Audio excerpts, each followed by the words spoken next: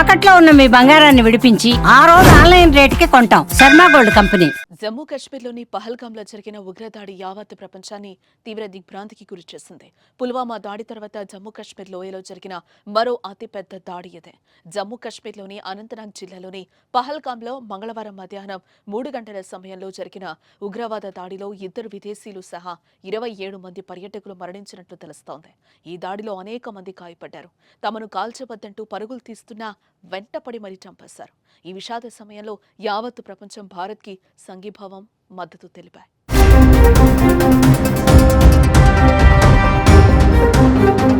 జమ్మూ కాశ్మీర్ దాడి ఘటనపై అమెరికా అధ్యక్షుడు డొనాల్డ్ ట్రంప్ స్పందించారు.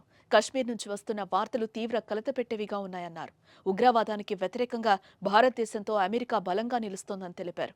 మృతుల కుటుంబాలకు ప్రగాఢ సానుభూతి ప్రకటించారు. గాయపడిన వారు కోలుకోవాలని ప్రార్థిస్తున్నామని అన్నారు.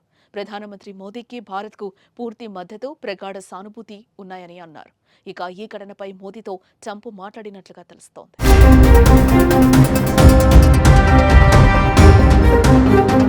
ఇక మరోపక్క జమ్మూ కాశ్మీర్ దాడి ఘటనపై రష్యా అధ్యక్షుడు పుతిన్ స్పందించారు.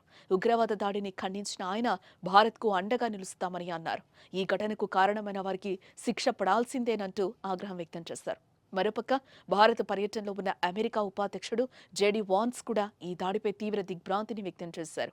పహల్గామ్లో జరిగిన వినాశకరమైన ఉగ్రవాద దాడి బాధితులకు సంతాపాన్ని తెలియజేశారు.